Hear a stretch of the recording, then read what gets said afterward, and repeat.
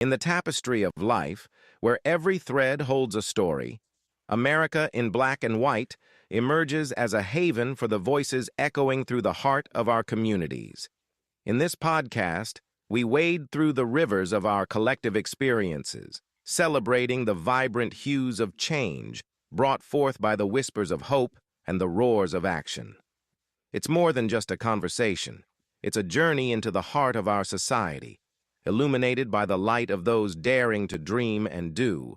Join us, and let your voice be the melody that guides us toward daring to dream and do.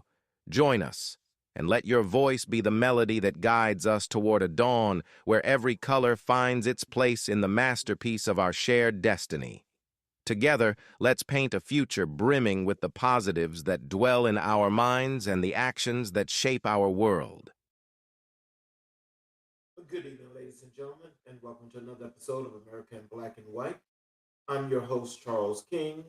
Tonight, we're going to start the show with a Black History reflection before I introduce our guest tonight. Our Black History reflection will be on Marsha P. Johnson. Marsha P. Johnson stands as one of the most courageous and transformative figures in American history.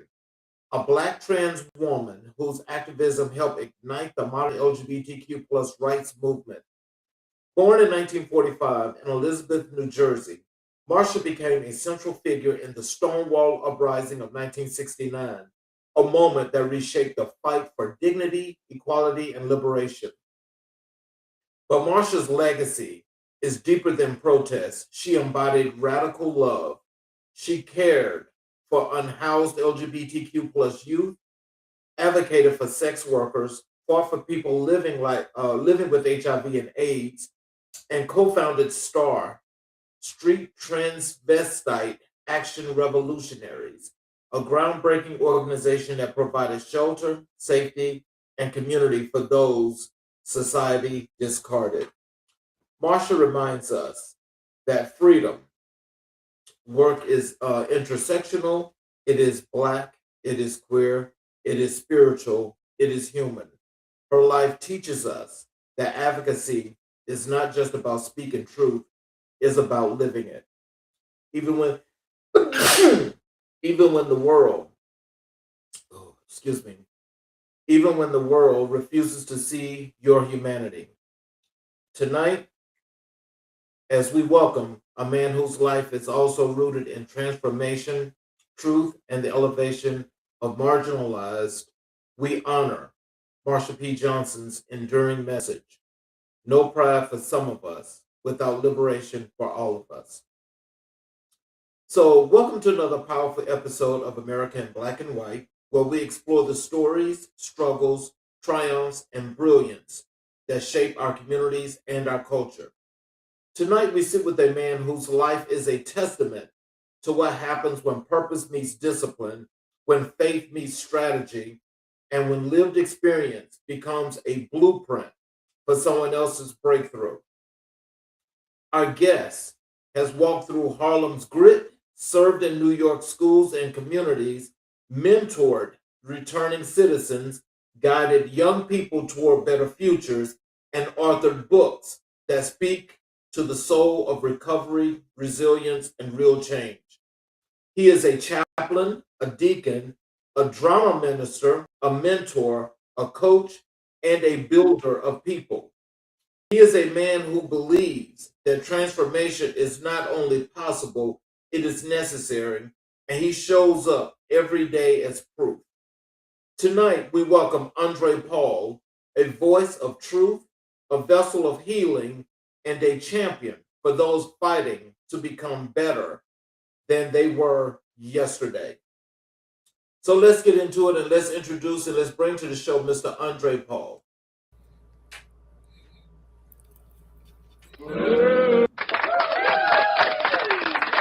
Hello, sir. Yeah, how you doing? I'm You hear doing me? great. Can you hear me Yes, loud and sir. clear? Yes, sir, I can hear you. Okay. Welcome to the show. Is everything straight in front? Yes, sir. Okay. Well, let's rock and roll then. Yeah. So welcome to the show. Is there anything you'd like to say to the audience before we go get into the show? Well, first and foremost, I want to give honor to God who's truly the head of my life, to my anointing pastor and first lady, and each and every one's assembled here. And I want to just thank you, Mr. Charles Zachary King, for choosing me to be a part of this platform and understanding that the diversity of what we do in human services is more important than segregating anything. And it's important to know that because us as people are divided and conquered so quickly over the most frivolous things. And the biggest common denominator that we do have is that we all human beings. Yes, sir. Most definitely. So I want to get into a part where I want to, so I can have the audience get the opportunity to learn a little bit more about you.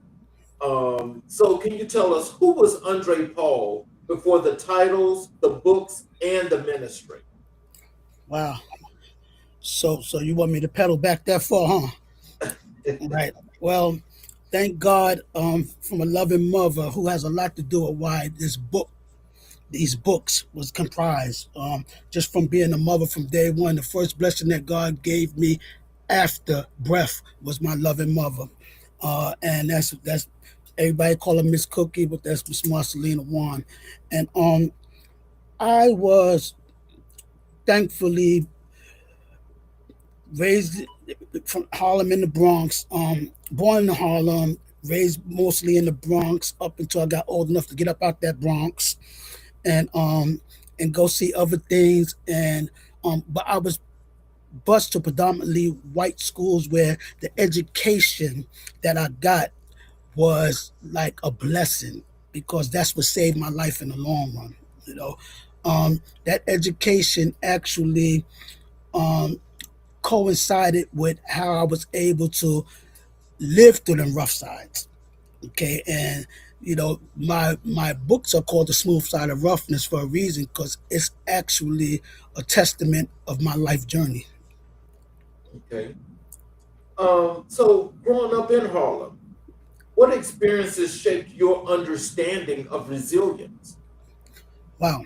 So coming up in being born in the 60s, coming up in the 70s and just watching the Harlem, the aftermath of the Harlem Renaissance and all the things that was going on in Harlem, and just seeing that no matter what, I was amongst a lot of people that endured, people that was resilient, where they was able to show me, not tell me, but show me how to be a champion and adjust. So me watching that and understanding that in order for us to really move upward and forward, we have to learn from what we went through and take the positive out of it and don't harbor on the negative and continue to take that and not only for yourself, but disseminate it, share it. I'm saying not keep it to yourself, but it's other people that can use your experience. So your experience is not just for you. So, when you think of, back during those times when you were coming up in Harlem, can you tell us how have those experiences of that learned experience, how did that transition to you becoming the man that you are today? Okay, so being born in Harlem, being raised my younger life in the Bronx, but going back and forth to Harlem weekends. Both my grandmothers lived across the street from each other. That's how my mother and my father met, got married, and made me. you know, and so Harlem showed me a different dynamic than the Bronx. The Bronx was a different wilderness. Okay, Harlem had what you would call bona fide hustlers, Okay. and those are the people that caught my attention. Ironically, one of my influences was, I don't know if you're familiar with an author called Donald Goines. Oh, most definitely. Okay, well, what happened with me is because I read a lot growing up in elementary school. By the time I hit the sixth grade, I read all of Donald Goines' books. So when I got down to Harlem, I seen players in that book, in those books, in real time. I'm seeing Whoreson. I'm saying all these different characters, and so I guess I decided to be a character, and so I played out a lot of those characters from them books, you know. And his last book, Donald Writes No More, his first book actually, he wrote while he was in prison, right? Right. And my first book was written when I was in prison, but it got stolen by the editors, and it came out in other people's books and movies and all that. I'm not going to even name none of them, but it was shocking, you know. One of the authors, God rest his soul, his whole series of books was about one of my adult services, I would call it. Mhm. Okay, yeah. So just knowing that Donald Goins inspired me to want to be an author. My first passion was I wanted to be a veterinarian. Mhm. And so my mother, my loving mother I talk about, she decided to let me have hamsters, gerbils, a rabbit, a cat, a dog, fish, birds, all in one time, right? Mhm. Because I wanted to be this veterinarian. So she actually always empowered anything that we, because I have a brother and sister, right? From my mother, got a bunch of brothers and sisters from my father. That's a whole nother story. But she she um she supported me wanting to be a veterinarian, but in that process I realized I didn't want to be a veterinarian no more. Like my rabbit's leg broke and I was all emotional, and I just didn't want to do it no more. But the author side of it I always was embracing. And then not just that, when the weekends came, I have a cousin that's like my sister. We the same age. Her name is Estelle. We're the same age, and she used to come over every weekend. And every weekend, when her mother, my aunt Dolores, would come and pick her up, we would do a little show. Mhm. You know what I'm saying? Me, my sister, my cousin, and my little brother. We would add him in, and we would do a little show. And that show is just so funny how you have to go all the way back to where you begin at to find your purpose. Like it took me all these years to go back, and now I have my purpose. So in that purpose, I'm an author, publisher, and that's what I wanted to be as young. I'm the director of the drama department, the drama guild for my church, and a lot of great things is going on. I'm on podcasts. I'm travel. Good things going on, and it all derived from that first passion. So I strongly suggest anybody that's looking for their purpose, revisit your childhood because your purpose is a lot of times right there in your childhood. Well, before we get going any further, I just want to let you know that let me show you this on the screen here in the chat section that there are lots and lots of folk here that are here supporting you. I'll put them on the screen. There's A Right, and here is Melissa, Melissa. wow. There's Melissa again. She says blessings. Hmm. And here is, well, there's Melissa again. Hey, Andrèe. Hmm. And there is, Okay, Sloan, Melissa, Sloan, wow. okay. And here is, Sahara, hey Sahara, Anthony, Sahara. Okay, there's some yeah, folks there. We just getting started, huh? again, there is Michael Mike Dudley. Dudley. Okay, Mike. And here is Hello, Yvonne. Evangelist Yvonne. Hey. And there is another one there. Here is A Right. Okay, that's Anthony again. Yeah. And there is, Okay, Pamela. Pamela. Hey, stop right there for a minute. So Pamela actually is a friend slash sister of mine from kindergarten Oh, wow. who actually has a testimony in the book. So a lot of people that have testimonies in the book, and she's one of them. So we have 50 years of friendship, brother slash sisterhood. Oh wow. Yeah. And there is Okay, and I can't be amiss because I got the text just now. Pamela's husband, Stephen, is on there with her. He just texted okay. me. I can't leave him out. He kind of big. Uh, Okay, Elder Cruz. All right, I see you, Elder Cruz. and Okay, so hey, Sloan is amazing. Sloan was actually one of my rideshare drivers recently. She grabbed the book immediately, and we've been in communication every day. You know, I send out these motivational texts. Remind me to talk about that because that's very important. Okay. okay. And this one is from Yvonne again. She just hello Andrèe and blessings. Hmm. Yes. So you've got plenty of support here tonight. Hmm. Um, so next question here for you is: what was the earliest moment you realized you were called to serve? The earliest moment I knew I was called to serve, it had to be in the early 2000s when I realized that God was using me to serve in the darkness all the time. I didn't know it. Uh huh. Okay. Okay, cousin Bernice. I'm getting the Texas. We must have missed some people. Okay, my pastor, Jay Gooden Senior is on. Hey, Pastor. God bless you.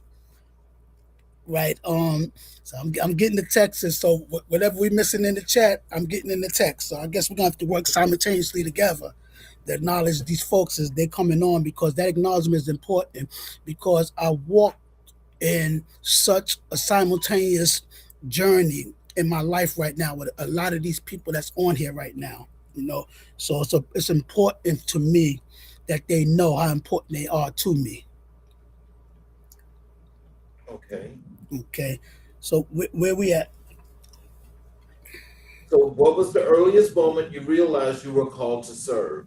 Okay, the earliest moment uh when I was still in my street life, but I was paying rent for apartments that for people that didn't have no place to rest.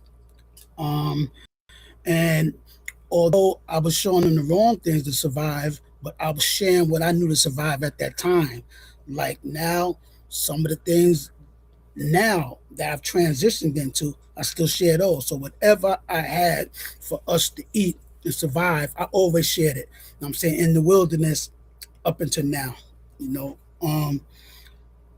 And I just want to say this: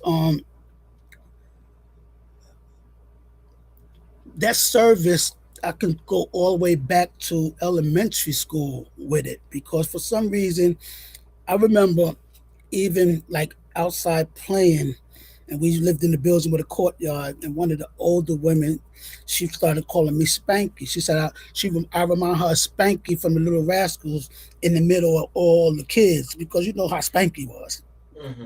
you know. And I always was in the middle of everything, you know. And sometimes I think I'm probably still in the middle of everything. I don't know, you know. But I was called to serve, and I was used to serve Hmm.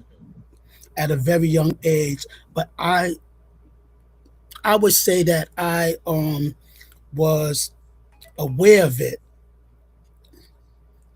in like maybe 2005 when I first got my first job, and because I did a lot of management in the, the I would call it I call it the adult entertainment field, and coming out of that field, I wound up landing a job in HIV and AIDS awareness. Hmm. And I'm looking at one of the posters right now because some of my dances and exotic entertainment, all that, I started getting them on safer sex posters, safer sex campaigns. And so I took that, what I was doing, and transitioned it into something positive as soon as I understood a chance to do that. And it's funny because, well, I'm getting more texts. I'm getting a lot of texts. you know, I maybe better leave that alone right now. But honestly, I guess I would say my my awareness of knowing I was used to serve was probably in 2005. So, how did your upbringing influence the man you became? Well, because of my, I would call it hustling skills, which is entrepreneurial skills on the other side of life. I was embraced and nurtured by the best out there in the street.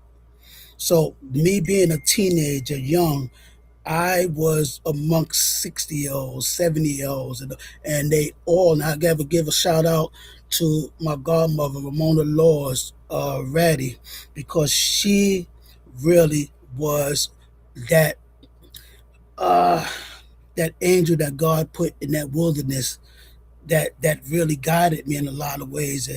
And our birthday, it's funny how we met. Her birthday was November 19th, mine was the 18th. We met on my birthday and bought in her birthday the night we met, and we was inseparable up until I lost her in 20s. That would be 2019.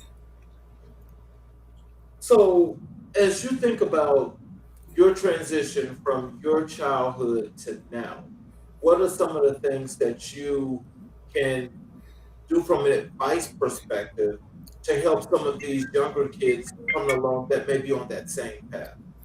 Uh, they whatever. Don't don't think that you got all the time in the world.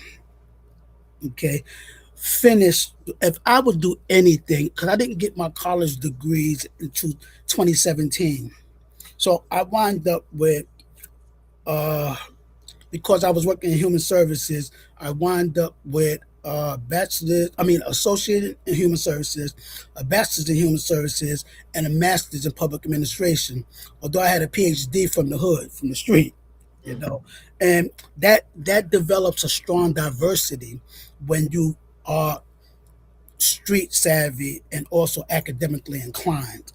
Mhm. So I would say for anybody, get that education out the way early. Early. Thank God I was able to do it, and I I'm looking at the possibility of going back. I started to get my PhD, then I stopped because I started doing a business that I did pretty well in, but I stopped getting the PhD. But I think I'm gonna be Dr. Dre, Dr. Dre with a degree. You know, yeah. And just anybody young or younger, I should say, because wherever you at is where you can start. Life, you could revamp life constantly. Life, you could put restart on life constantly. So, but don't let the grass grow under your feet. Motivation beats education.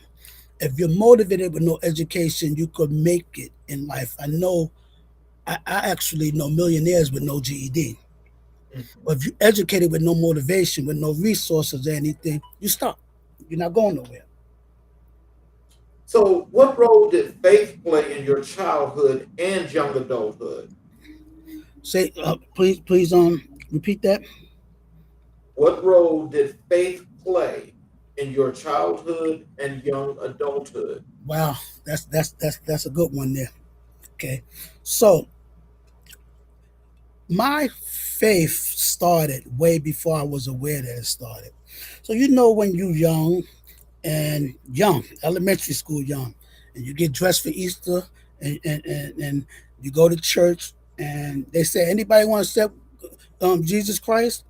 And you stumble. Well, I stumbled my big head up there and accepted Jesus Christ. So through all the wilderness, I was covered. But I didn't know I was covered. I didn't know I was covered until it was time for me to know that I was covered.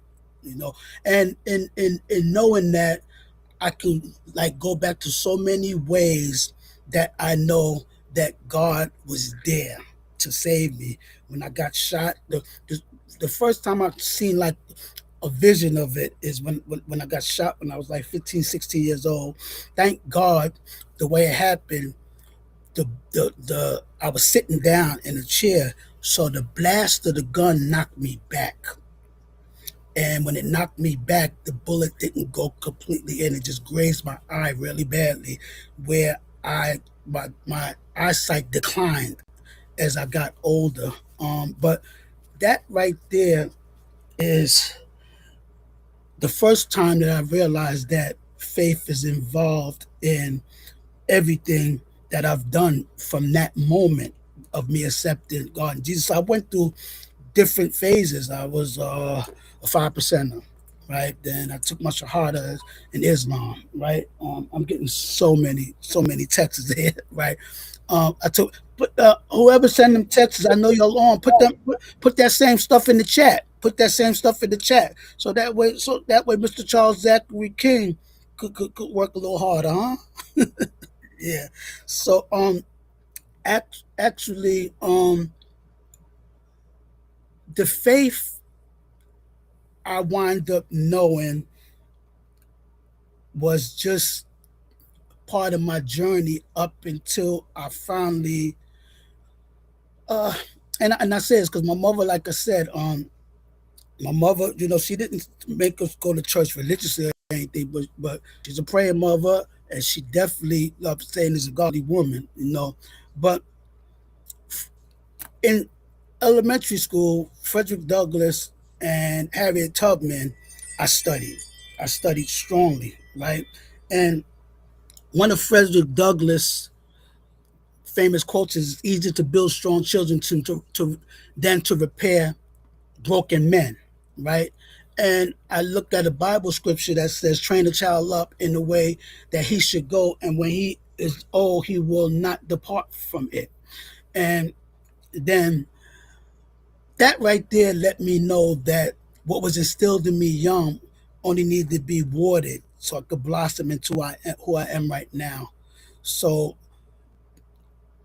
intentionally pursuing my faith, I wind up actually, and this is in my third book I'm working on right now.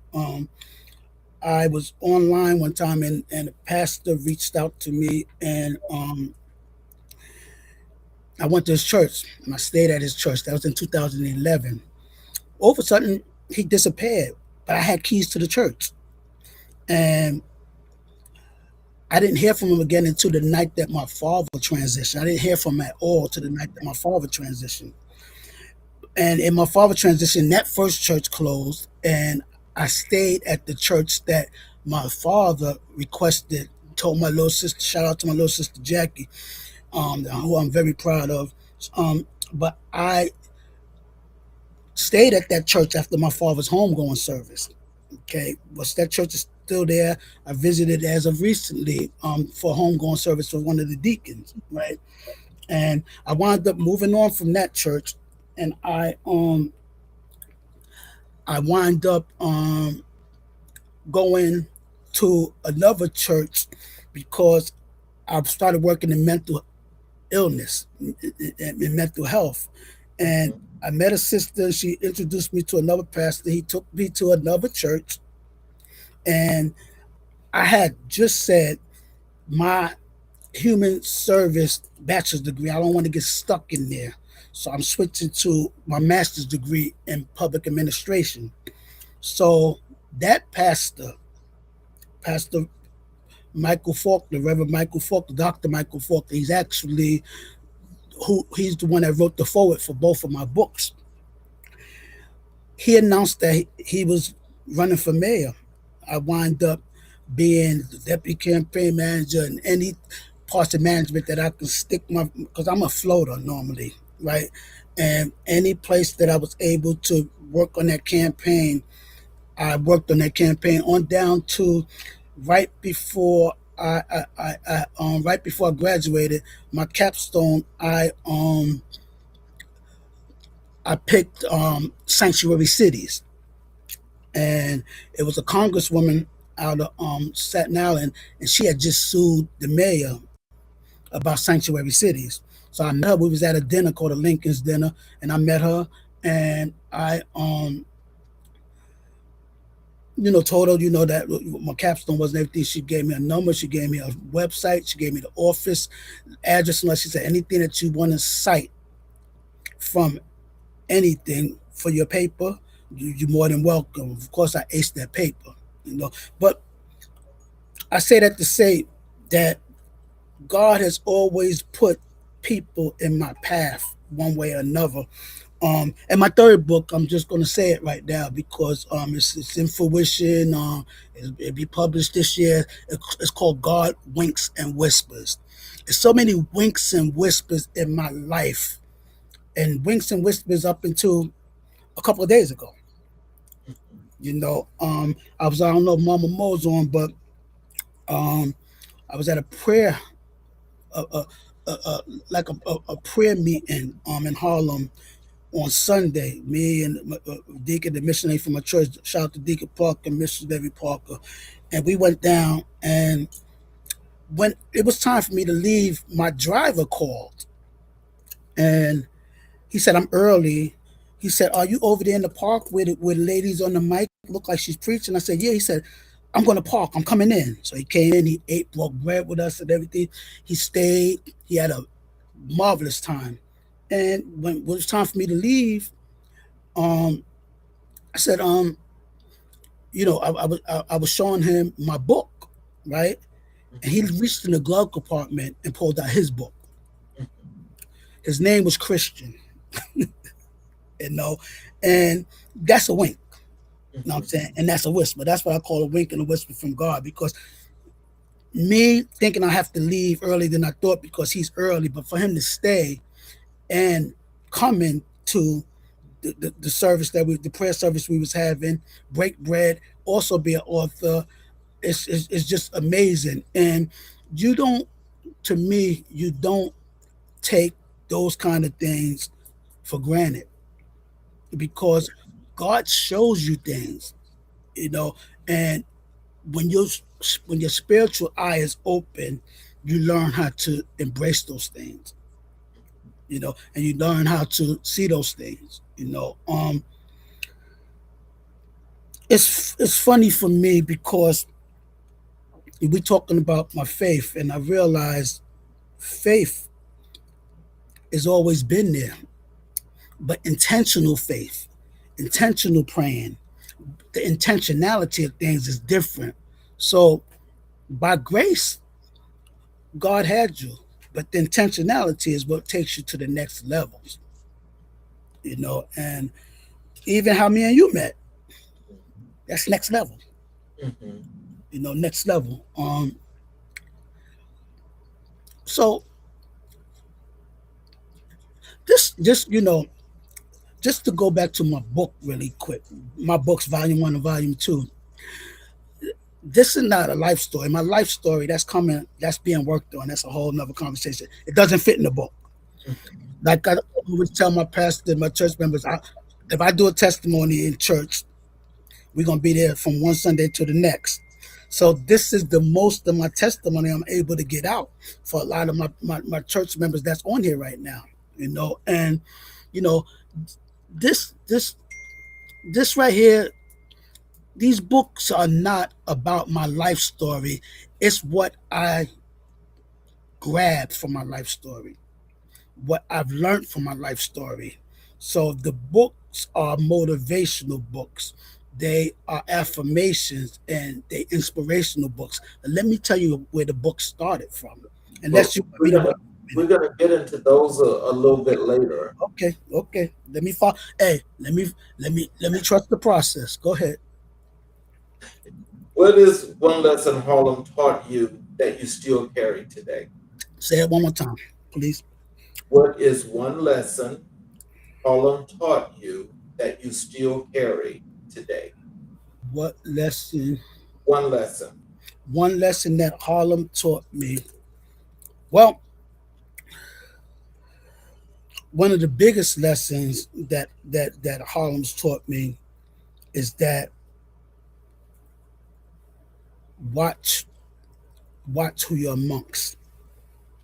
Watch who you let like watch who you let come across your threshold. Mhm. because people bring spirits, good and bad. So in Harlem, people, it's funny. Nobody don't want nobody to know where they live at. Mm. You know, and that's a New York thing. Mhm. Not too many New Yorkers just giving out their address.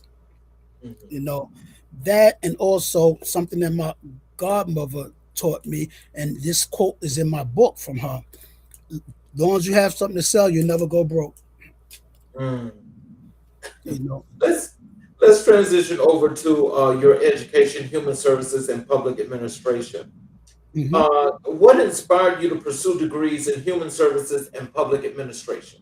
Okay. Well, I think I kind of answered that when I talked about working in HIV and AIDS awareness after being in management in adult entertainment industry, right? And transitioned because I was at a show in Brooklyn that I commentated the show, and a guy came up and he was struggling with his group at his job, and he asked me to come. So I didn't just come by myself. I had about maybe 5 people with me, and the that was like on a Thursday. That Friday, he called me. Can you come into the office on Monday? My director want to talk to you. So I um I came in that Monday. He said, "You got a resume?" I said, "I'll get one together." And I came in that Monday, and the director, uh, and I want to give a shout out to Antonio Rivera, and I want to give a shout out to Miss Tabor, Miss Violet Tabor, who was the executive director. When I came in, he told me, "We didn't have to go through all this. We've been watching you for a long time. We already know we want you. Come on, I'm gonna show you where you're gonna be sitting." And he took me to the little cube, and I really wasn't taking this serious. And a couple of days later, um, he said it's official. And I stayed on that job for 7 years. The only reason that I left that job is because they transitioned me from HIV and AIDS awareness to prison reentry. Now, HIV and AIDS awareness, my interview landed us a SAMHSA grant, for SAMHSA, and that grant was $500,000 a year annually over 5 years. And when that grant was over, they couldn't sustain my salary, so they tried to move me to the prison reentry one because I was simultaneously doing both in the office. Which I still do prison reentry right now. Um, So the human service is because of my servitude for many years. I just naturally. Oh, so I was doing a group at this job, and one of the young guys, he was young at that time. He's younger than me. There was a group of them, and he got a testimony in the book too. Shout out to Eric Thompson, right? He got a testimony in the book. One of the guys asked me, "Well, what degree you got, Mister Paul?" And I took a deep breath. I said, "I got a degree in gangster." Right? And they're like, "Ooh," right? And so that's when I talked about motivation versus education. That if you're motivated without no education, you can make it in this world, but if you're educated with no motivation, you're stuck. But when I left, I had a companion pass, and I flew out to Detroit, but I was so about him asking me that question and me not having an answer, right? So I came back that Monday, and I went straight to go register for college. Lo and behold, now this is something that I got out of. I have to pedal back a minute. Um, the the old timers in Harlem, if I didn't go to school, I couldn't get no money with them. So I wound up taking my GED after I got shot, and my mother sent me down in South Carolina with my sister Maeva. Shout out to my big little sister Maeva. And I scored so high on my GED when I got back. I got accepted into a special program in Pace University. Okay. And that right there came up on the interview for me going to college. Said, you ever been to college? I said, yeah, I went for a couple of years. They said, oh, you are like very shy of your associate degree. And that's because them old timers in Harlem made me go to school. So I wound up getting associated in human services, then the bachelor's in human services because I'm working in human services, and everything that I did for school corresponded with work and vice versa. Same Mhm. thing with the master's degree. Everything I did for the campaign corresponded with school. So it's like that's God winking and whispering again. I'm gonna put you in a position where you're what you learning, you working on it. I'm a hands-on learner anyway. You learned that this morning. That's how that green. I'm a hands-on learner. If you give me a manual and all that, I go crazy. But put me hands-on, and that's my best way of learning. Then I read the manual. But Right. reading the manual is just uh, uh, what I would call just an enhancement to what I learned with my hands. Mhm. You know, so yeah, that's that. So, how has your academic training shaped your approach to mentorship? Well, like I said earlier, I I honestly don't hoard. If I got something to share, I'm going to share it. And some people think about sharing as in monetary things, but knowledge and wisdom is one of the biggest things you want somebody to share with you. Right. You know, um, and because I realize that people are mentally incarcerated, and mental incarceration is worse than physical incarceration.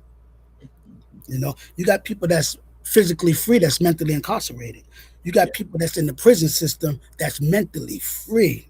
I got one writing a book right now, and it's funny because he's up in well, he's not there no more, but he was up in because I do ghostwriting, right? And he's up in a facility. He was up in a facility where Harriet Tubman house. That when I went to visit, they took us past Harriet Tubman's house. Now I told you I studied Harriet Tubman, so in mentorship with him in prison, I told him, you are incarcerated in a town where one of the most freedom activists lived, you know, and everybody is not going to be mentally free. Okay. And Harriet Tubman said it best. I freed 1,000 slaves. I could have freed 1,000 more if they only knew they were slaves. Some people don't even know that they need to be freed. We creatures of habit, and some habits people are going to always keep. You know, um, just um, just knowing that some people that hustle because of struggle are brilliant, and if they went the entrepreneurial route, they would have it made. Let me get some of these. There's like an enormous amount of these chats. I mean, people are still saying hello and greetings from a lot of different places. But here's an actual comment here that I think maybe you might want to respond to this one. Hey, Miss Betty, how you doing, Miss Betty? Shout out to you, Leon Senior and Junior, and all the rest of the family. Okay, and I put that one on the screen as well. Hey, Big Rick, yeah, that's my brother in Christ. There, yeah, he has a lot to do with the stability, as in me growing. Like Mhm, been through a lot of phases with me. You know, mhm. he's a very good brother, very good brother. And I know it's a bunch of people on here. Hey, Sherman. Okay, all right, Sherman. That's my little big brother in Christ, because he bigger than me, but he younger than me, so he's my little big brother. Yeah, shout out Sherman. Okay, Brian. All right, you know how we do, Brian. God bless. Give the family my love.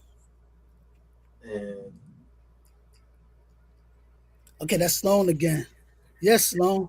Yes, Sloan. I gotta sign that book, Sloan. You ain't got me to sign that book yet. Okay, okay, Big Los. That's one like one of my big bodyguard. He about 6'6". Oh, Yeah. Okay. All right. That's Z2. Z2. That's one of my guys. He do some things with me. He's actually in Togo, Africa right now. He lives here, but he's from Togo, Africa. And we laugh because I deal with a lot of people from Africa, and I did my ancestry, and all my ancestry come from the first place Togo, like him, and then Nigeria, and then okay, and then Ghana. Okay, Osman from Ghana. Hey, what's going on? So you got people from Africa on here right now. I'm proud of you. I got to get to Ghana and Togo, y'all. Okay. Thank you, brother Chairman. I appreciate you, man. We got work to do, bro.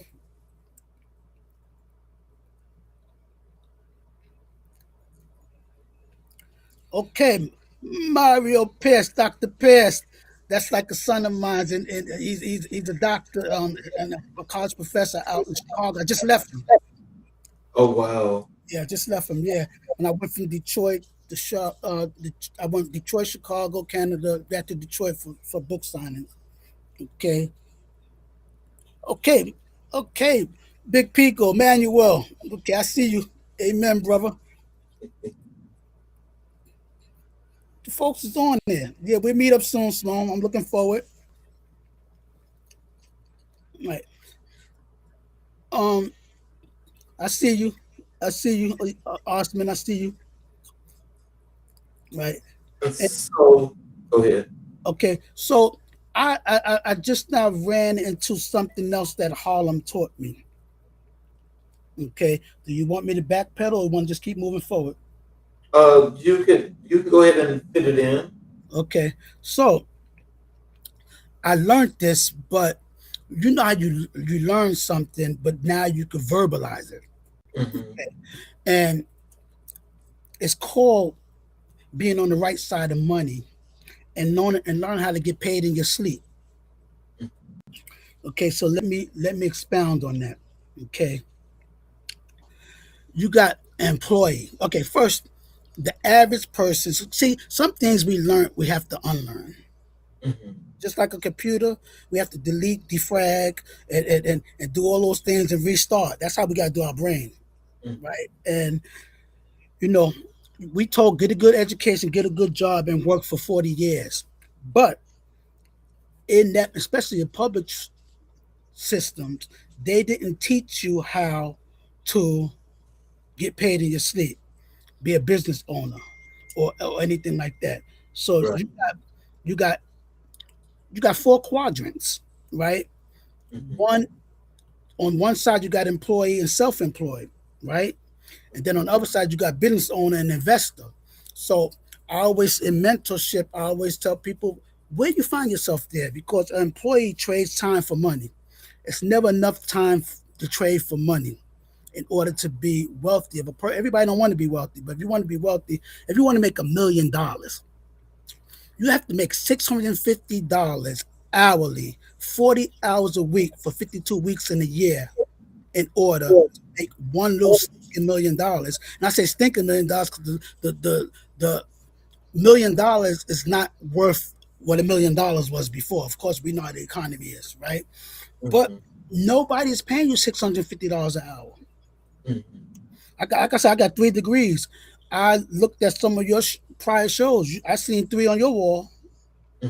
Ain't nobody paying us $650. If we don't get learn how to get paid in our sleep, we will never advance. And this is important. And anybody from my church that's on here, and I say church, I'm gonna say this because everybody got different faiths. We got freedom of religion, we got freedom of speech, and people got different faiths. I love when somebody believes in something bigger than themselves. I don't. It's not my decision on what you believe in, but if it's bigger than you, I could deal with that because a lot of times when it's not that way, we deal with narcissistic behavior.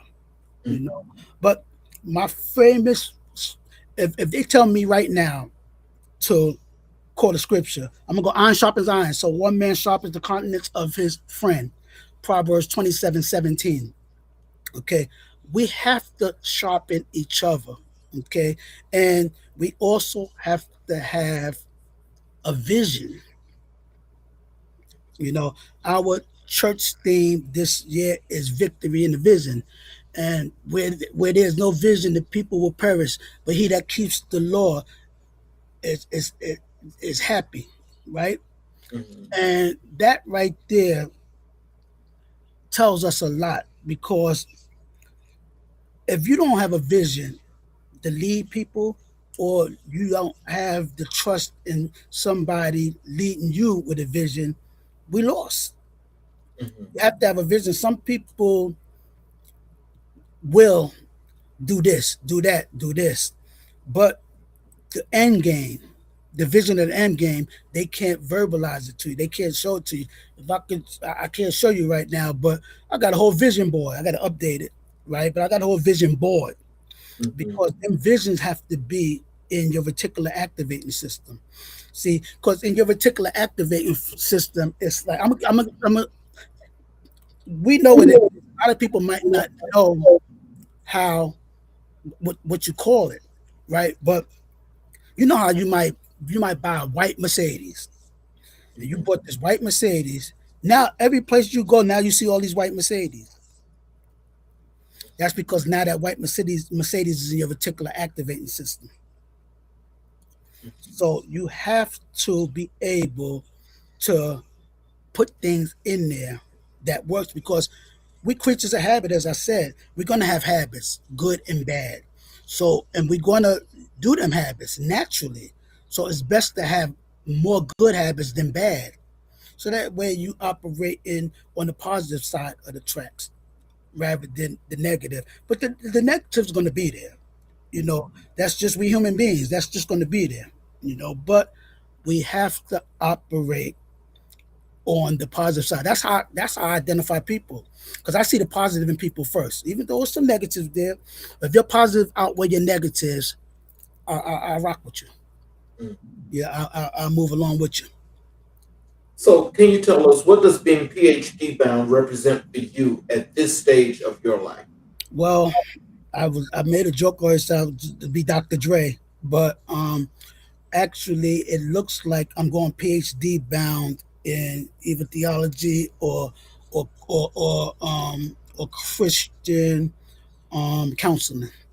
Mhm. Yeah.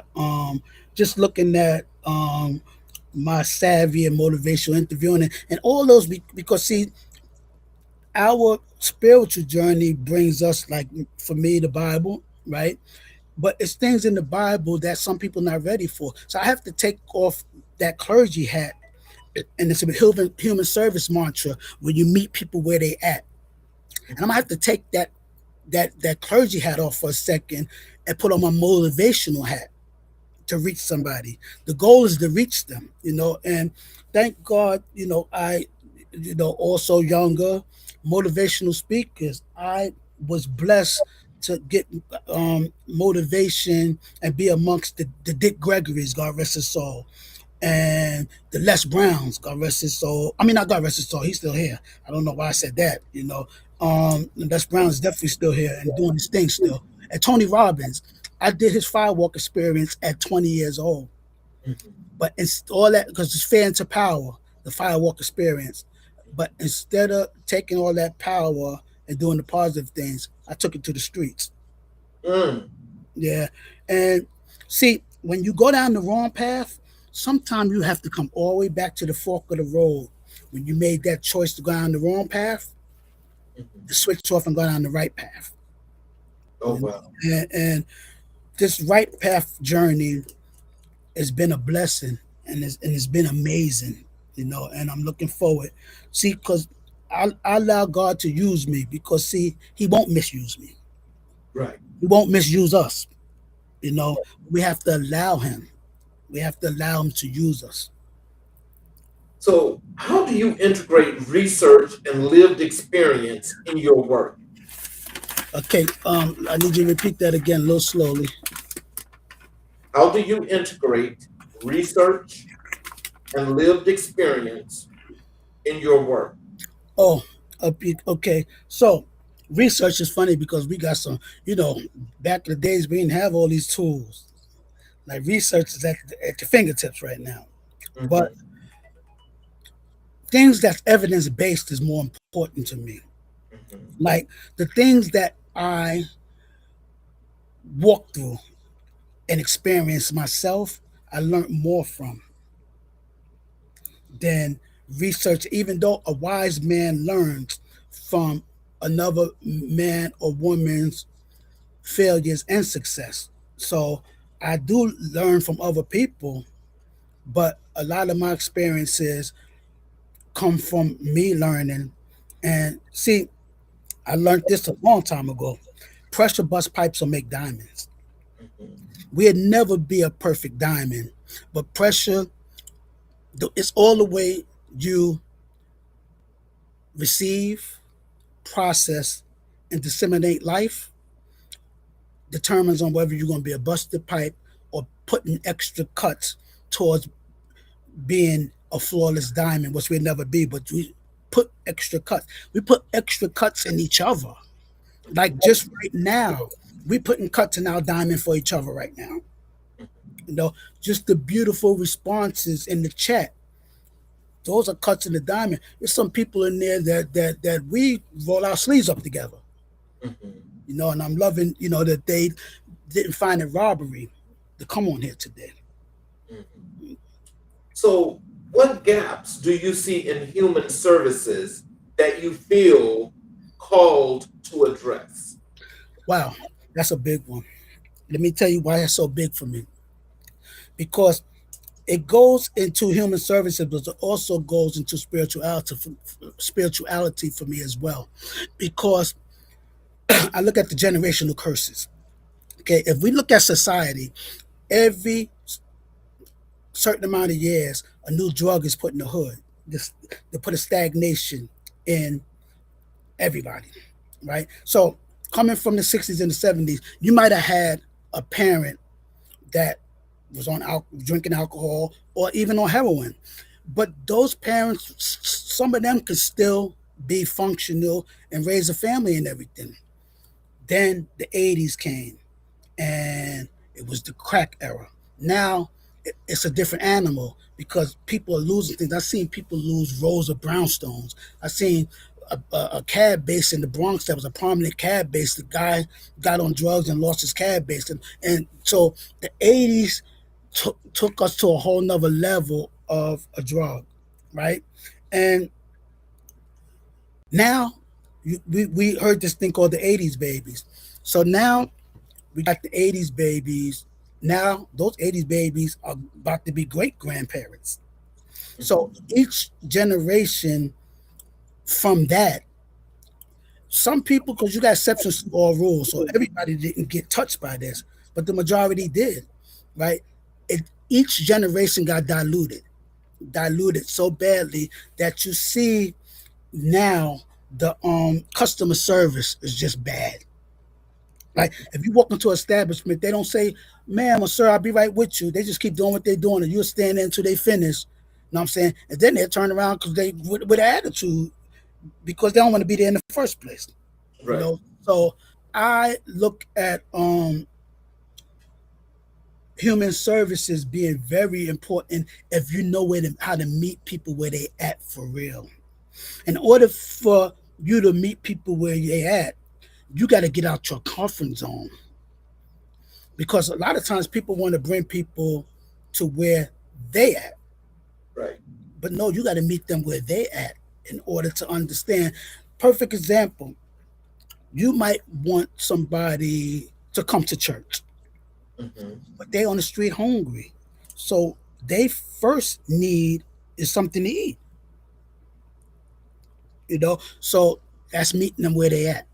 Okay, you plant that seed, and if you talk in the right way, the next steps you could get that person to church or get that person to any services that they need to be better than who they was yesterday. You know, um, that's something that I really realized about life is in human services or any part of life. Don't be in competition with nobody because the competition is not external. The competition is within you, Mhm. and you should be striving and competing to be better than who you was yesterday. Right? You have control over what goes on within you. You don't have control over what goes on externally. And that part is where I go with letting go and letting God. Because when I let go and I let God, I realize my will, I might think something makes sense for somebody, or I might think something makes sense for me. And that might be, especially coming from a strong will, me being a strong willed individual. So I got to realize when it's my will or when it's God's will.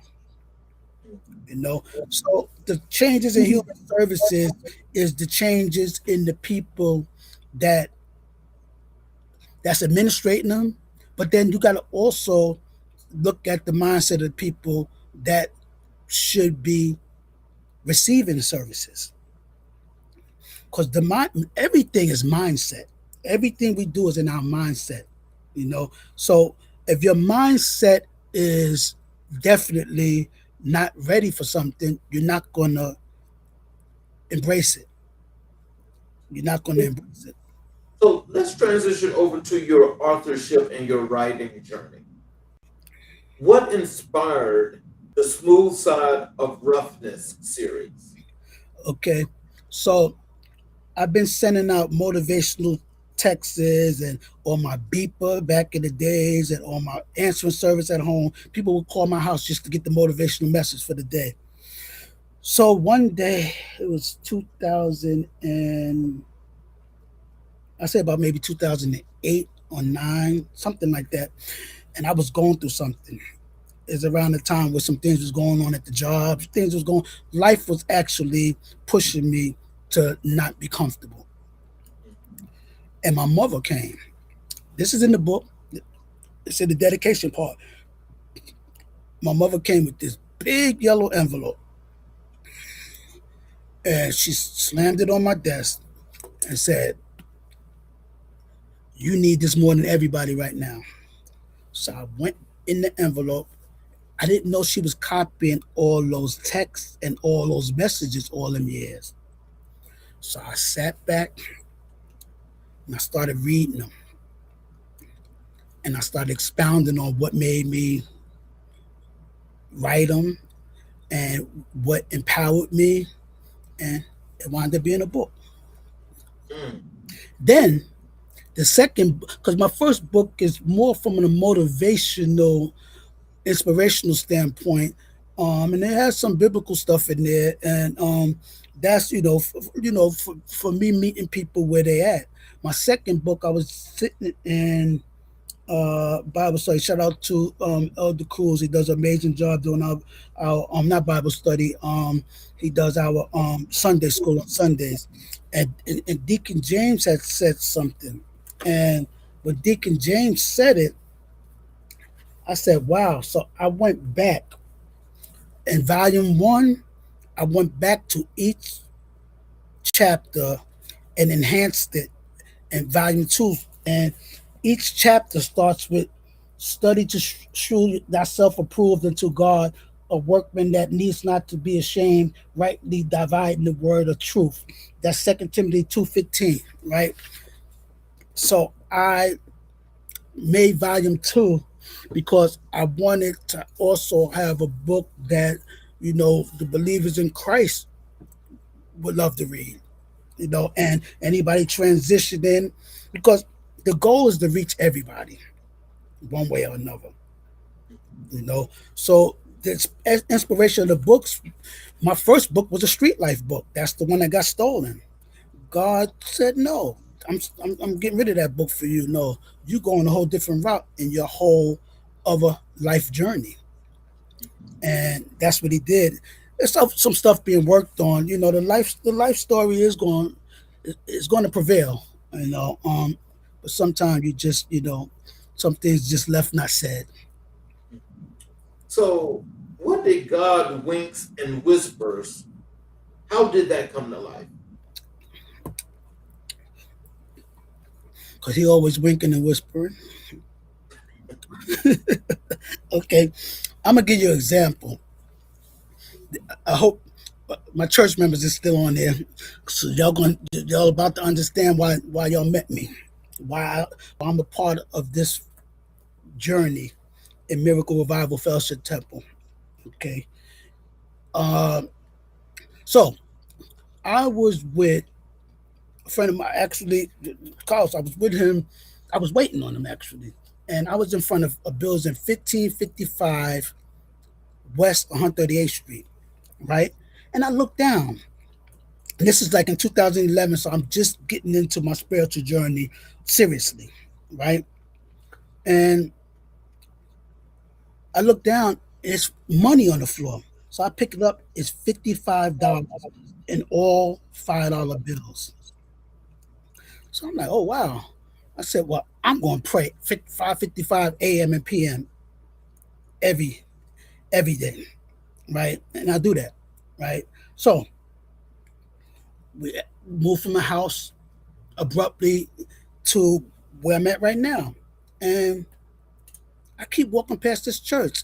It says 1555 McCombs Road, and I keep seeing these three fives, and these fives are like screaming at me. Okay, so back to my third church, right?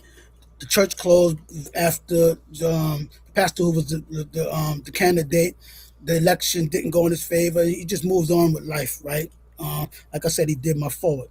So I went on. My godmother passed away, and I was on unemployment, and um, she she told me to come to a homegoing service, make sure I wear my collar, and I got there, and the pastor that was there to officiate, I wound up co-officiating with him, or I would say just speaking. He officiated. I just spoke, right? And I'm like, my unemployment's about to run out. We just talking. He said, "You got a resume?" I said, "Yeah." He said, come down, come down to my office Monday." I went there, hired me right on the spot, right? So that church, one day he was sick and he couldn't make it. Shout out to Pastor Carswell, right? He couldn't make it to a prayer walk. So I go to the prayer walk. I got my bullhorn from my political side of life, and so I'm passing the bullhorn back and forth with a pastor, right? Back and forth with this pastor, right? So we, embraced. I remember Councilwoman was there, Bronxborough President was there, a lot of elected officials was there, right? Fast forward, my aunt passed away. Right now, my fourth church closed during the pandemic, so now I'm not in church for a while, right? And my aunt passed away, and she told me the way you did at my stepfather's homegoing service, I knew she would do the same thing. I'm thinking officiate. I get there, and it's a pastor there, so he officiated. I did just what she asked me to do, and do you know that the pastor got up and said, that was officiating, he said, well, I don't have to do the eulogy. This man did the whole eulogy already. We laughed. It was really nice service, right? And do you know, my other aunt passed away. And the same pastor, we exchanged numbers and all that. He was running late because they gave him the wrong time.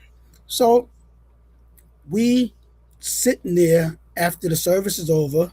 I started, he came in, I announced him, and we sitting there, we taking selfies, just talking afterwards. I had his number and all that. And I said, well, where's your church? I need to come to your church. I don't have a church right now. This man said, well, my church is on Gun Hill, but this last week was the last week for it.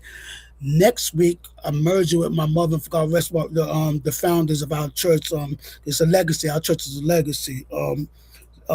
Pastor Caesar and my pastor's parents. For some reason, I can't get the name right now. Charge it to my memory. But I said, well, where's your church? 1555 McCombs Road. I'm like, okay. So then we sitting there talking, and the next thing you know, we realize he's the pastor that I was passing the bullhorn back and forth with at the prayer walk that my other pastor couldn't make it to. Right. See how God winks and whispers? Hmm. That's a wink and a whisper, Okay. right? And so I went. That the homegoing service was either Thursday or Friday. I went that Sunday, and I've been there ever since. Shout out to Pastor Jay Gooden Sr. He was on here. I don't know if he's still on, but he was on here, you know. And shout out to my Miracle Revival Fellowship Tabernacle family. Shout out to everybody that's on TNT on Tuesdays. Our TNT be amazing on Tuesdays on Zoom. So many people from different countries and everything we have coming on and all that and everything. It's really amazing, you know. Because if you just nod your head at me, oh, I'm going to give you a little bit of the gospel. I'm going to engage you. Or you come to TNT or you come to church or something, you coming. You know, that's just me. You know, that's the gatherer in me. You know, So, what themes do you find yourself returning to in your writing? returning to, Yes. I'm going to always talk about unity and teamwork slash working as a body of Christ, right? To me, team means together everybody accomplish the mission because nobody could do everything, but everybody could do something to get the mission accomplished, Mhm. right? And we all got certain gifts, and if we utilize our gifts together simultaneously, we get the bigger mission done. You know, so that, and then I also understand that I'm engulfed in many communities. I've had experiences in so many different communities, and I look at it, if you take the C, the O, the M, and M out of community, you're left with unity. Mhm. Words spell, Mhm. you know. It's a reason why that's like that. You know what I'm saying? And something that's that big, what seems so small, is really big. Mhm. You know, because I mean, right now we actually in a podcast community right now Mhm. that's about to explode. So, can you tell us how does writing help you process your own journey? Writing is very therapeutic for me. And see, ghost writing is even more therapeutic for me because I learn from other people's experiences and helping them transition it from their brain and their hearts, tr- transcribing it. I ain't gonna say into paper right now because I don't do too much writing no more. I do a lot of typing. That's why I had carpal tunnel. So, what do you hope readers feel after finishing one of your books? I want my books to always be nourishing to the soul. I want, see, I set the books up where some people just read through the whole book, but the books are set up as daily motivation. So you can read a quote every day if you want to, but some people read it all.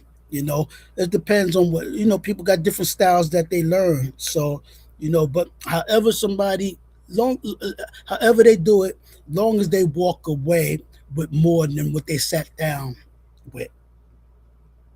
So, how do you balance storytelling with teaching?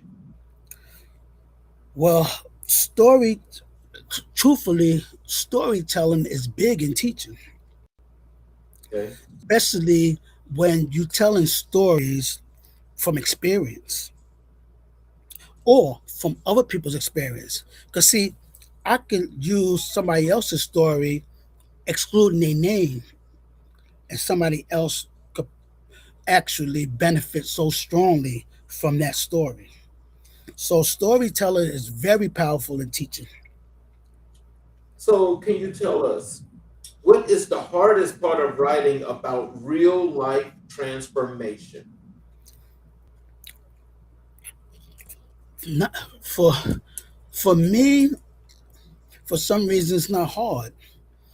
But me, like I said, ghostwriting, I actually had a couple of people that had to really pause because it was opening up wounds, traumatic wounds. And a couple of people I had to actually refer to therapy, but it takes they right into a whole nother level because now you're solution driven. So you're not just sitting there with this trauma. You got a solution now that you're working on, you know, towards not staying in that trauma. And some people got trauma from Pampers. So, can you tell us this? Because I know that this, I think, kind of like makes a whole lot of sense about your writing. Hmm. What book changed your life as a young man? Mm. Well, I told you the series of books that changed it. Them Mm, Donald Goines books. okay, So what brought me down the other path? okay. Um, Think and Grow Rich. Uh, I have another one here that's called Becoming a Millionaire God's Way. You have one called Building a Millionaire Mindset by Johnny Winbury. You have Trash Man and Cash Man was a big one by Myron Golden. Mm. Big. So, what book do you wish you had written? Well, the book that I can't go back that far, but the biggest book, I talked about these books from authors, but the Mhm. biggest book that had anything to do with my transformation is the Bible, Mm. right? So, you wish you had written the Bible? I mean, uh, I I don't I don't know if I wish I would have written it, but Mhm. um, I wish that an evolution of it was being put together for these ages. Oh, you If mean that makes sense. Yeah. are you saying like the real text of the Bible and not these versions that's being written, that's being taught, that are like maybe kind of watered down to some extent? Is that what you mean by that? No, no, I don't because I don't question the Bible, right? And you got like meeting people where they at. Some people can't read the King James version because of the dies and the dows and all that. So you got the NLT version, you got the NIV version, and those versions kind of put it more in layman terms for people. Hmm. So I believe that's needed. You know, Okay. I know when Michael Fulton was writing my forward, he asked me. He said, give me a few days." So he said, and um, send me three chapters so I could look them over. So when the day that he's supposed to give it to me, he called me. He said, "Can you get me an extension?" I said, "Yeah, for sure." I said, "What's going on?" He said, "I can't just put any forward together here. I just read these chapters. This is a modern day proverb." Mm. So it made me have to research what proverb is, and proverb is actually the wisdom. Oh wow. Yeah, it's the wisdom. Two of my favorite books in the Bibles is Psalms and Proverbs. Oh wow. Okay. Yeah. So how do you stay disciplined as an author? How do I respect discipline? How do you stay disciplined? Or how do I stay disciplined? I stay disciplined by doing it now. I got to think of the now movement. If you do it now, you can't forget to do it, and it can't pile up with all the rest of the stuff that you have to do. So Mm. got a system that it happens a lot of times at night after I do my Bible reading at night and all that. I might, you know what I'm saying, pick up my phone and go in Word and start typing some stuff. Sometimes things come along.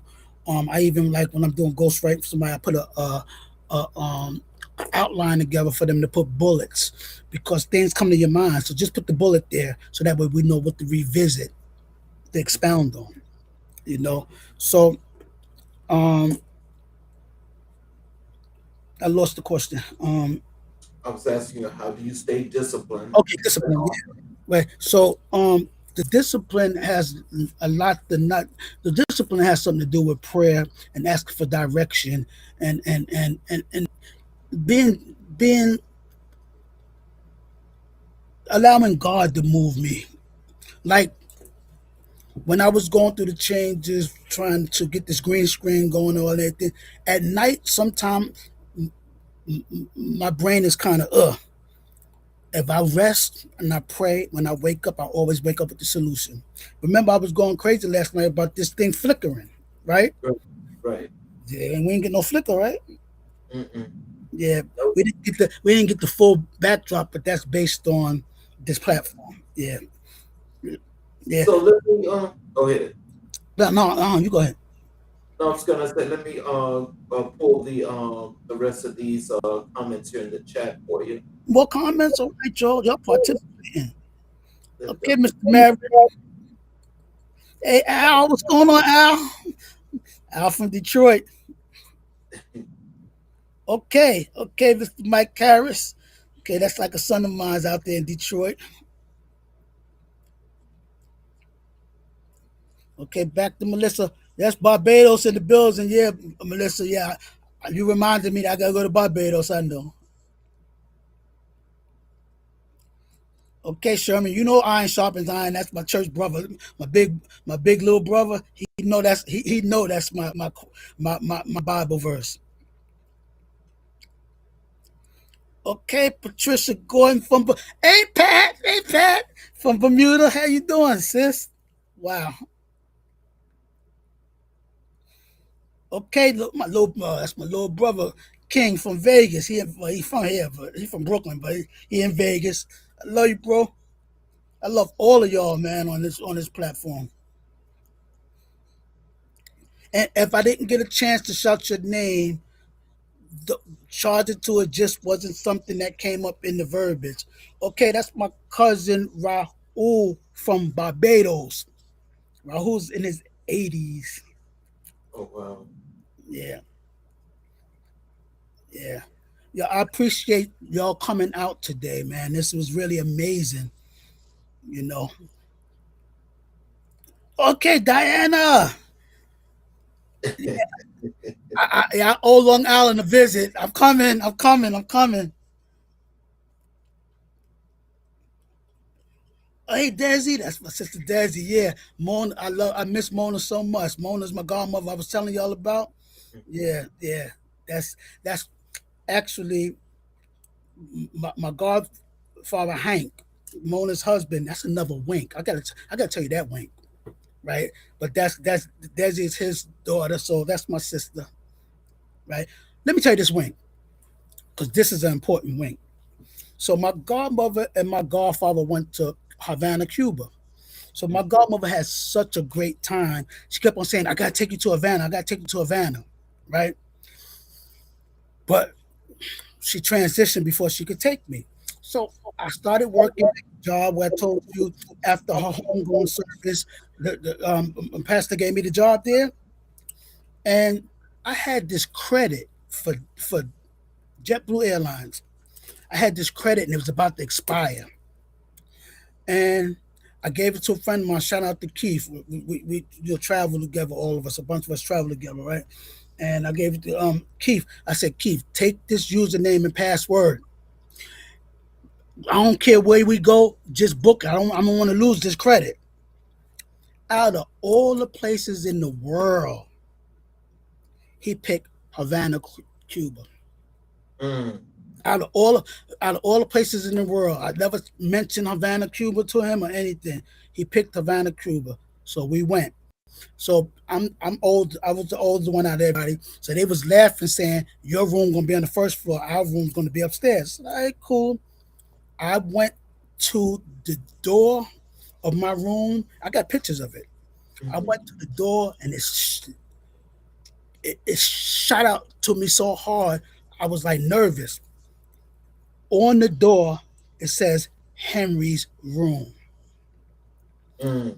Henry Hank, my godfather, my Mhm. godmother's husband, name is Mhm. Henry, and it said Mhm. Henry's room on there. Now if that's not a wink and a whisper, I don't know what you call it.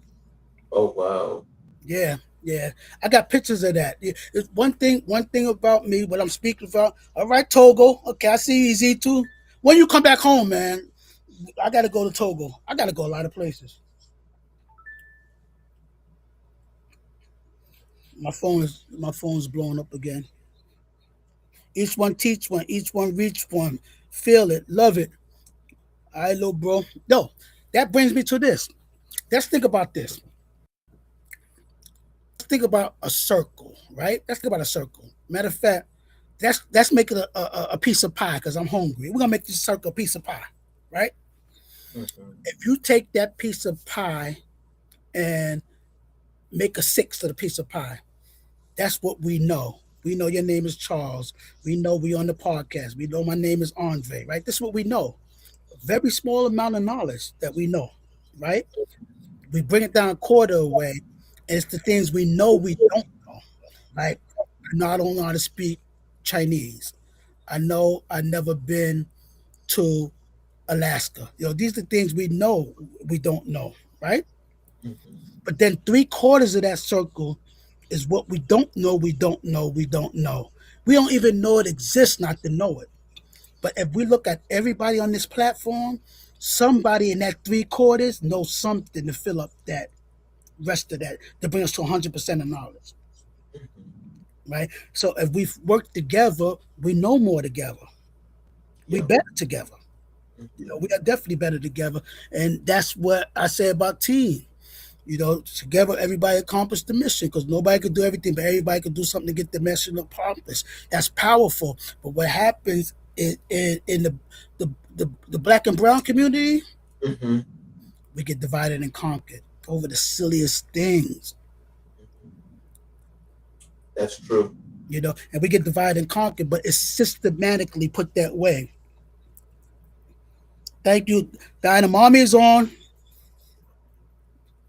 Diana said, congratulations, mommy. Yeah, hey, mommy is a mommy. I'm a, I'm a bit. I don't know if Jasmine is on, but Jasmine picks on me on how I say mommy. That's one of my the crew's wife. Yeah, and it feels good. Um, Anthony, yeah, yours is too. And guess what? A lot of people on here deserve to be a guest on your show. We'll talk about that. Okay. Anybody? Matter of fact, okay. Hey, look at Bam. Hey, Bam. Hey, Chris. It's coming up now. Thank you, bro. And I'm so proud of you. And you one that walked in my footsteps from the streets to human services to HIV and AIDS awareness. I have to come to Baltimore and do a book signing. I'll be there, I guess, soon. I don't know when, but got a lot of places to do. All right, Coswin, that's my boy. He's from St. Vincent. He's in New York now, but he's from St. Vincent. Yeah. They outside. All right, Rita. That's my girl, Rita. Rita in the house. I said, Diane, I owe y'all. I owe y'all. Yeah, big up to the family members in Barbados. Hey, remind me to talk to you about that, Lisa, because this actual podcast, I was waiting to send the rest of this with my EPK for that. Okay, Moni. I see you, pretty Moni. Right. Well, to every problem is a solution. And whatever, if you focus on the problem definitely magnifies. Focus on the solutions. The reason why the book is called The Smooth Side of Roughness because nothing is exciting as it seems initially. Okay, Lisa, cousin Papa, right? Curtis, I see y'all. I love y'all. God bless. Right?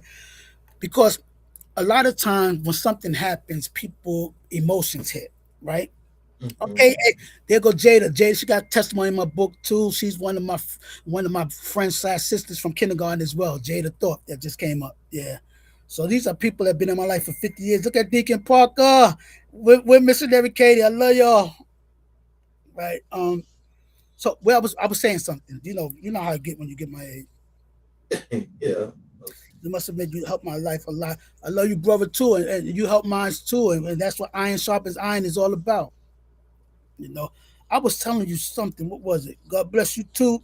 You were talking about uh, he was actually talking about that trip and the wink, The week. the wink. Oh, the wink. Yeah, yeah, yeah. I talked about that for Cuba, right? Hmm. That's where I left off at, right? It was something else. Give me a second. Let me see. Um, it wasn't another wink I was going to tell you about. Um, well, you got any more questions? Because it'll come back to me. That's how life happens. Well, Nitro, I'm gonna move on over to faith ministry and your spiritual leadership. Can you tell us what does being a chaplain mean to you? A chaplain is so powerful to me because it allows me hope to anybody, no matter who they are, no matter what race, what religion, whatever. Being, I don't understand why they don't have chaplains in these. I don't call them homeless no more. In these less fortunate shelters, you know, because that chaplaincy is important. But actually being able to be there for people. Here go devil wink. So when I was incarcerated, right, Hmm. I was putting in all these papers, requests to be a trustee. The library, the laundry, they always denying me, all of them, right? And I was in the cell, like in about 4 or 5 in the morning. I get a knock. Open up this cell. Come pack your stuff. You're going with me. Like it's 4 or 5 in the morning. Where I'm going, right? You gonna be my trustee. I'm Chaplain Moyer.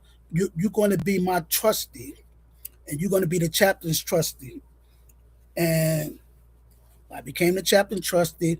I was able to go through the prison, giving out the Bible studies and everything. And I I also had the liberty to go all through the prison, and I had the only bed with springs that an inmate had in the prison, right in the chaplain's quarters.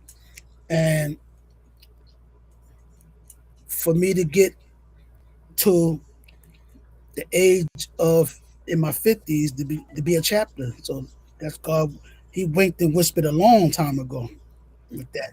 So the chaplaincy, the ministry, I am very, very elated to be the director and minister of the drama guild of my church, because it allows me to get with church members or anybody that wants to be a part and bring those messages that's so needed. The first play that we did was last Resurrection Sunday, and that one, it was funny because my mother does gospel rap, and she was a part of it, and it turned out to be really nice.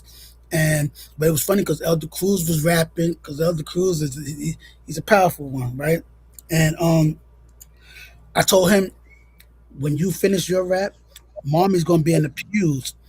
You walk down and just hand her the mic, and she get up and start doing the gospel. Now, mommy's will be 81 next month, right?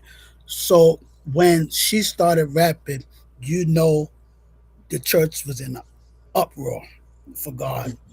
The people, I got the video, right? But it was really beautiful, and to be able to let myself be used for the mighty mission for God's glory, coming from the rough side, is like, how people say the chosen ones? I know I'm a chosen one.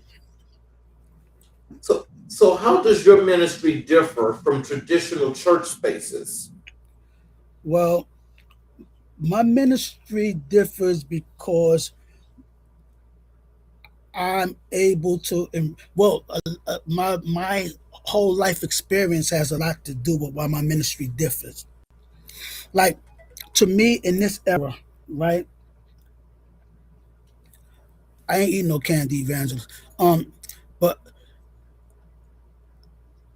me knowing that in the 21st century, if you show up to some young people with a suit and tie on, they might shun you. I might need to have a hoodie on and some sneakers and some jeans. because it's not how I look, it's what I'm saying that counts. When I was in Pace University, I took every slang term that I knew and transitioned it into grammatical English. Okay. So being able to meet people where they at is my ministry. So it's human services, but understanding that sometimes you can't regurgitate scriptures. You can leave them with a scripture, but everybody's not ready for that. So you got to get people ready, you know. And just knowing that me, see, when we older, right, we got an advantage because we was younger before. So I can revert back to when I was in my teens, when I was in my 20s, when I was in my 30s, when I was in my 40s, when I was in my 50s. Let me quit while I'm ahead. But I can go back to all them ages. A 16-year-old can't come to my age unless they vicariously get it from me. But a lot of times they're not gonna get it from me if I'm sitting there looking like their grandfather or they father. So if I, Pastor brought this to me and we laugh about it, but I use it a lot. A teenager, a senior that still got some teenage swag about them still. That could switch it off and on. You Mm. know, that's computer savvy, that's tech savvy, that got social media. All that kind of stuff. So, um, being able to have a different ministry has a lot to do with being diverse. That diversity is important, but I couldn't get that diversity if I didn't walk my ordered footsteps that I did. Mhm. So, what is the role of a drama minister in today's world? The drama minister is to be able to get a vision, write the script, um, and be able to direct or be able to co-direct and be able to understand each person's strengths and weaknesses in any production that you're putting together. Okay. I tell them, like, for instance, from working in film music industry, I learned that, and being in plays myself, God rest his soul, rerun from What's Happening, Fred Berry, that was my acting instructor. Mhm. Right. And a strong actress could help, say somebody forget their lines. A Mhm. strong, that's why it's good to know the whole script.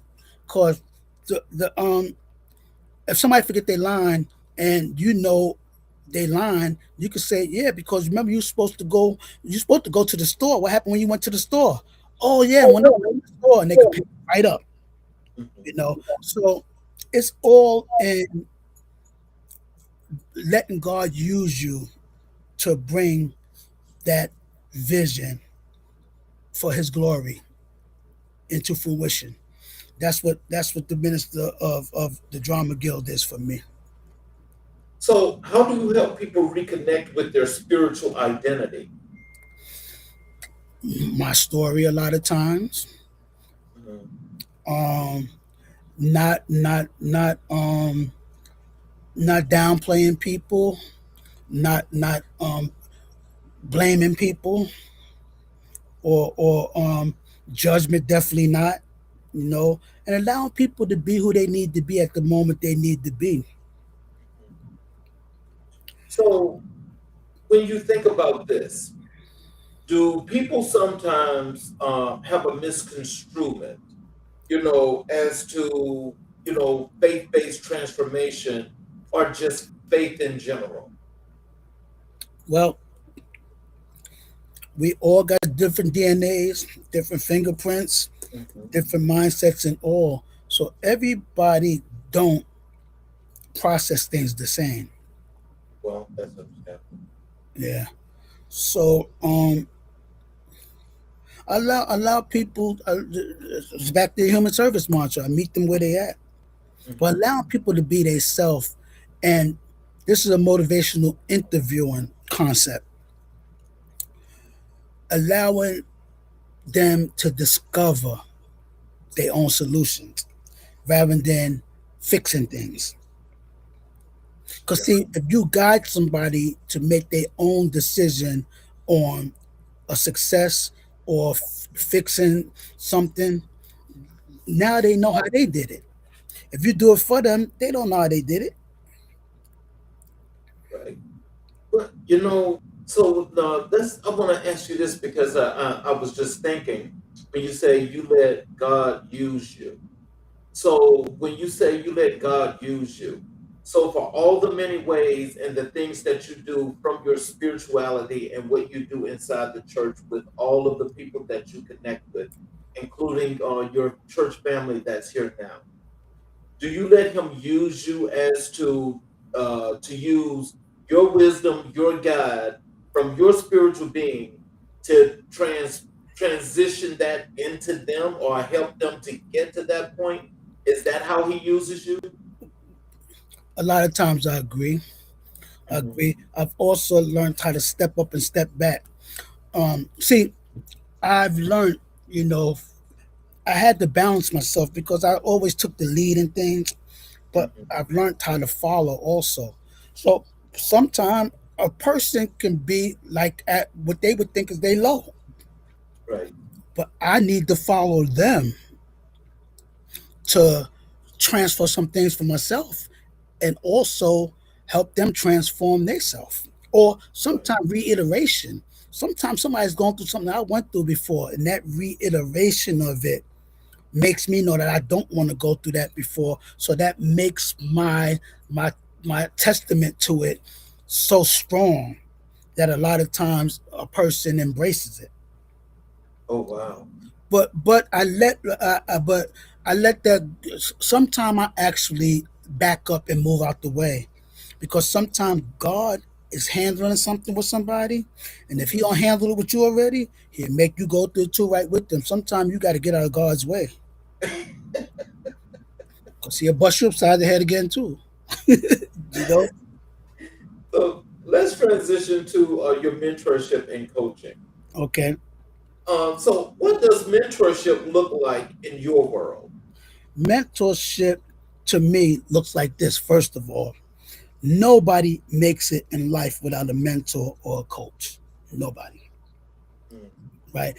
And that mentor and coach going way up, going all the way up, better have a mentor and coach. So mhm, if I'm looking for a mentor and coach myself, mhm. I want to make sure that mentor and coach got a mentor and coach also. And for me, this is for me. Them mentor and coaches have to be empowered by our higher superior. Mhm, Also, that has to be the main mentor and coach. I call him Abba. mhm, Okay, what's his God's name? No, Abba God, right? And you're not empowered by God, Jesus. Everybody is not.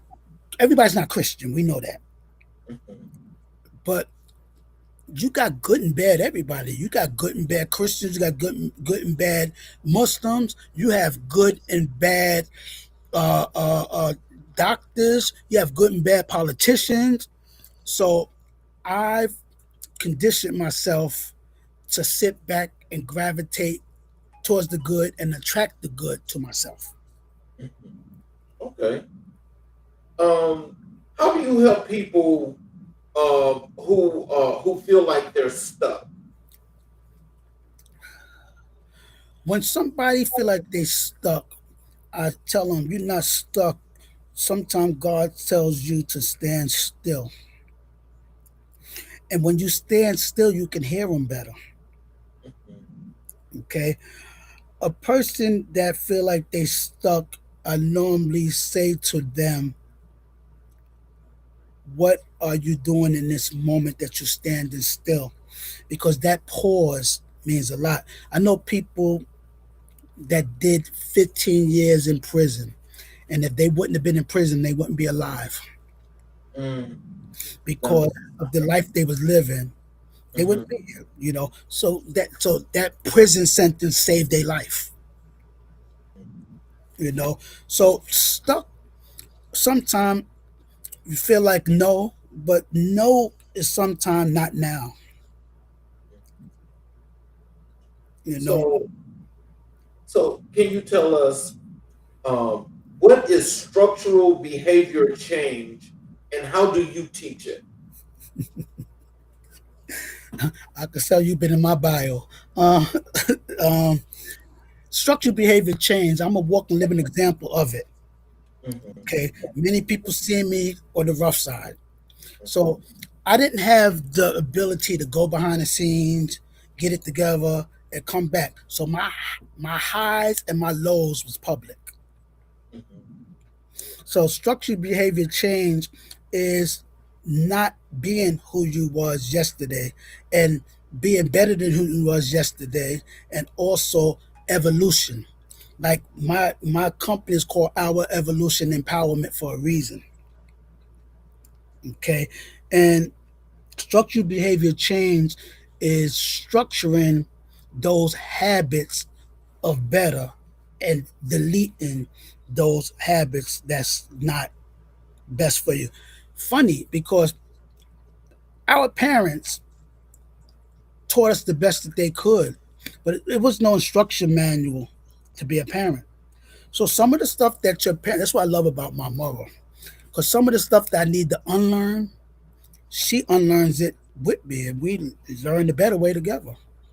You know, because I'm not gonna, I'm not gonna chastise my parent for what my mother taught me. I was born, she was 19 years old. I was a knucklehead at 19 years old. So how better could I have been? You know, but life is about reinvention and reinventing yourself. If you can reinvent yourself, you wind up being that structural behavior change that we speak about. So, Because if you stuck in what you used to be or how you used to do, if you're doing the same things, you're gonna get the same results. You have to do different things to get different results. right. You know, so you have to revamp life constantly. You have to. You know, I watch. You know, I'm gotta say my pastor does an amazing job. With stop the violence here. You know, he's an advocate strongly, doing a lot of major things in the community, you know, and not just him. You got the elected officials that's a part of our congregation as well, and it's just some major things being done, you know, and you just be proud to be a part of something that's making a difference, you know. So mentorship, honestly, has a lot to do with the structural behavior change. Because if I can show you where I was and show you where I'm at right now, envision, because in order to really have your vision sharp, you have to know where you was at, you have to know where you at. I mean, you have to know where you was before. You have to know where you at, and you have to have a vision of where you going tomorrow. Mm. So, what is the most rewarding part of coaching? The successes that I see, there's so many successes. Like I got so many people that I rubbed elbows with, I coached, I mentored, and everything that's doing amazing things in life. You know, that's the biggest reward. You know, and those are just seeds. That's you know, you plant seeds, but a lot of times you're not the person to water them. You plant them seeds and you let them seeds get watered. You let God use other people to water them seeds sometime. So sometimes, and this is for a lot of times with parents, sometimes you might give a child something to do or not to do, and they don't embrace it, but they can take it from somebody else. That's the watering of it. And the bottom line is that sometimes we just not the vessel. So if I'm dealing with a situation that I'm trying to show somebody. Not showing. I'm not trying. I don't use that word. I don't know why I just used that. Aiming, because I believe we not try babies. We do babies. You know, we not cry babies or try babies. We do babies.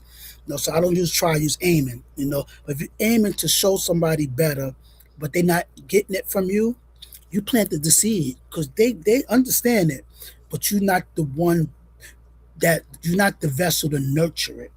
You're not the vessel that's being used to watch that flower bloom. But if you want the flower to bloom, you're not worried about being the vessel. You're not worried about getting the recognition. God gets the glory no matter who waters it. And long as that flower blooms, that's the glory that you want. So, what is the most challenging part of coaching? The most inter, counter inference and inference, like dealing with stuff that you dealt with before that you might not have completely dealt with. Mhm. Like sometimes things come up in somebody else's situation that you didn't realize this was something that you went through that you never dealt with. You just buried it, you know. So then now that's open again, Right. you know. And the goal is no matter what it is, if it's open again, let's get it repaired, let's get it removed. You know, life is about being solution driven. So, how do you mentor someone who doesn't believe in themselves yet? It's pretty hard, but I would tap into what they do believe in Mhm. or who they believe in. I would Okay. tap into that because that right there is a tool to start showing them that the external things is not important. It's the internal things. You know, sometimes people are scared of themselves. Right. I've I've realized some people are scared of success. When they get close to success, they sabotage it because they're scared. Yep. That's a natural thing. Hmm. Final question. What advice do you give young men searching for purpose? I said it early on. Go back to your childhood. What did you want? What did you like? What did you love? A lot of times that's it.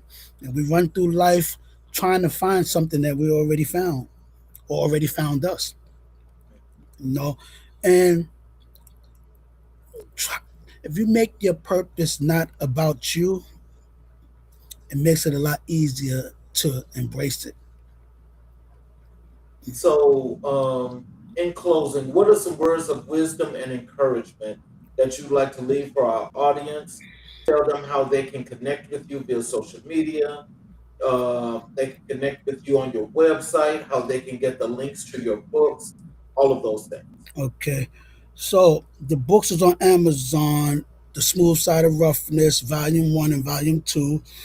I have a website, the smooth side of roughness.com, right? Spelled just like that.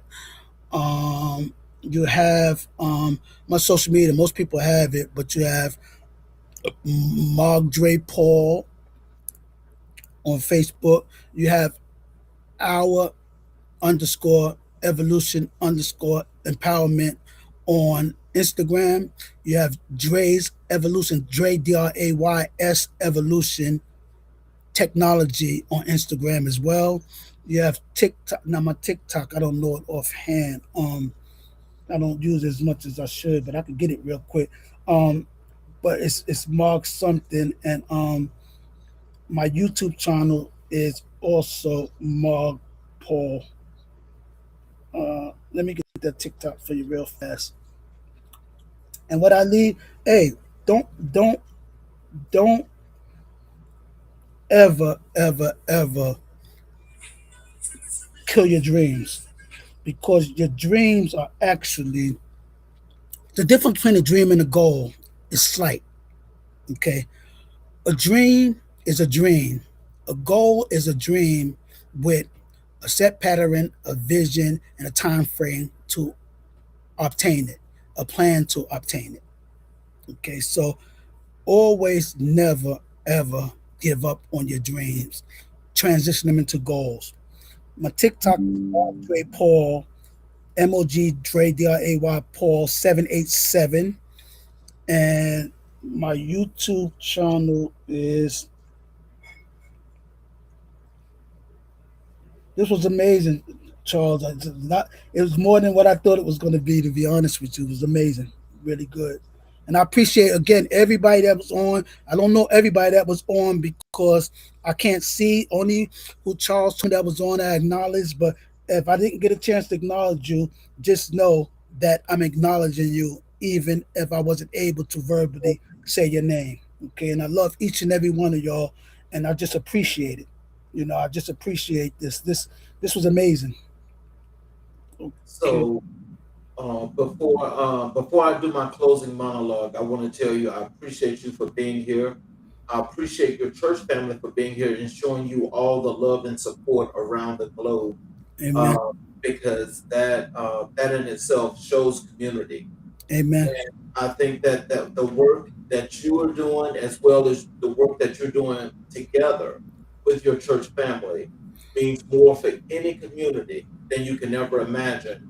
And Amen. that's the kind of work and the example that we need to see going forward. Right. I appreciate you, man. And we got work to do.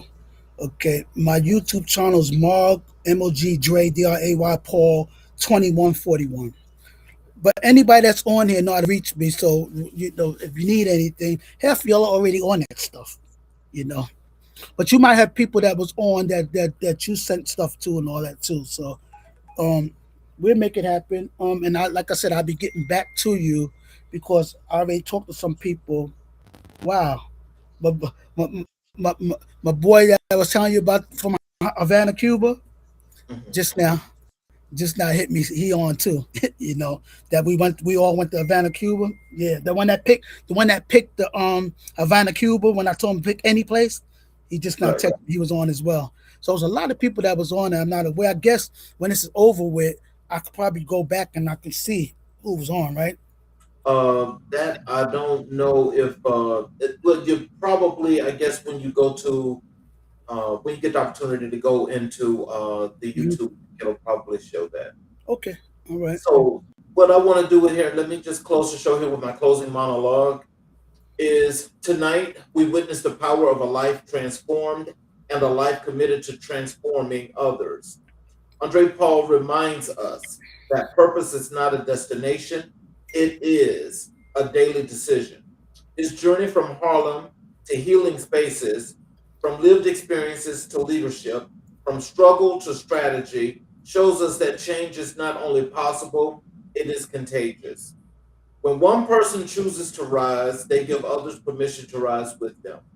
As we close this episode of America in Black and White, let us carry forward Andre's message. Motivation matters, realness matters, and becoming better than you were yesterday is always within reach. Thank you for joining us. Thank you, Andre, for your truth. And thank you, family, for continuing to walk with us on this journey towards clarity, justice, and transformation. Right. Until next time, stay real, stay grounded, and stay unstoppable. I'm your host, Charles King, and we will be back tomorrow for another great episode of America in Black and White. You all have a great evening. Yes, Okay. sir. Charles, and you gave, and I know that's your closing, but I need to add because you said realness. And not people always say they keeping it real. Realness is a state of mind that exemplifies the truth. If you can't be truthful to yourself or people, how real can you be? That is true. Hmm. Okay. So you all have a great evening, and we will see you guys tomorrow night. God Thank bless you. you all. Appreciate you each and every one of you. God bless.